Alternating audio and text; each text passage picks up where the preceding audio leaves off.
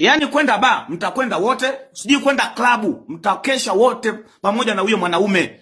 Sijui kula bata, mtakula bata wote pamoja na huyo mwanaume. Sijui kulewa, kunywa pombe, mtakunywa pombe wote na huyo mwanaume. Sijui kutoana out kwenda wapi, mtatoana wote na huyo mwanaume. Sijui kunyonyana, sijui kuingiliana kinyume, sijui kulamba nini, mtaingiliana, mtanyonyana.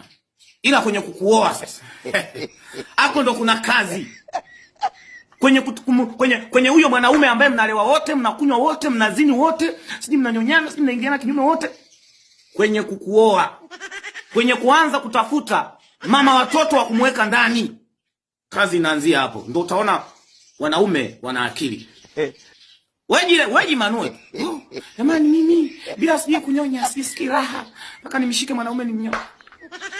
Kwenye kukuoa, mama watoto haendi klabu. Mama watoto halewi pombe.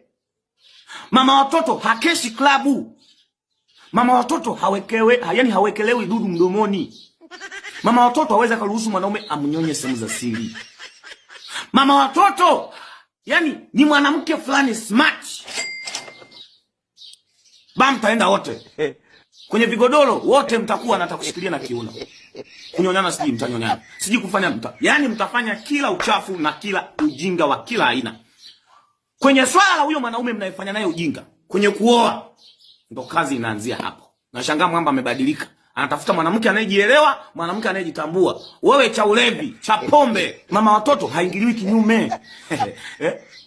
Mama watoto ni mwanamke smart. Mama watoto anyonyi, haingiliwi kinyume. Acha kumfananisha mama watoto na vitu vya ajabu. Ni mwanamke fulani hivi, yuko tofauti. Sehemu za siri wanawake wote wanazo. Ila sio kila mwanamke mwenye sehemu ya siri ni wa kumuoa. Sio kila mwanamke ambaye ana shape na sura ni wa kumuoa. Tunaoa tabia na matendo. Hatuoi tu kwa sababu wewe ni mwanamke. Wewe jipikilishe, jifurishe vinguo, sijifanyeje kwenye kuoa. Na unakuta wengine wanajifariji, mtapata mwanaume mwingine, hata huyo akiondoka, kwani wanaume watakuwa umeisha, hata akioa mwanamke mwingine, na mimi nitapata mwanaume mwingine, nitaanzisha naye mahusiano. Ni kweli utapata mwanaume mwingine, lakini umri wako unazidi kusonga. Na huyo naye anakuja anakuta una tabia zile zile za ulevi, za kupenda sijui kunyonya, sijui kuingiliwa wapi, za kesha klabu, na yeye anaona haufai, anapita. Unashtukia una miaka 24. Umeshakuwa single mother.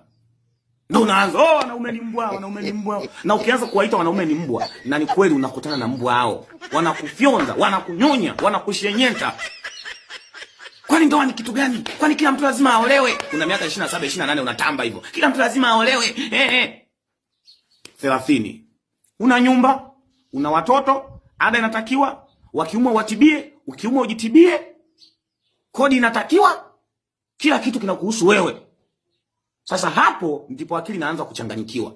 Huna kazi maalum, ile kazi ya maana ambayo hata siku ukiwa unaumwa hela inaingia. Kazi huna. Huna kazi maalum ambayo hata ukiumwa utaitegemea. Huna hata mwanaume yule ambaye atakuja kukuona wewe akusaidie. Huna. Umewaita wanaume ni mbwa, ulijitamba kwamba atakuja mwingine.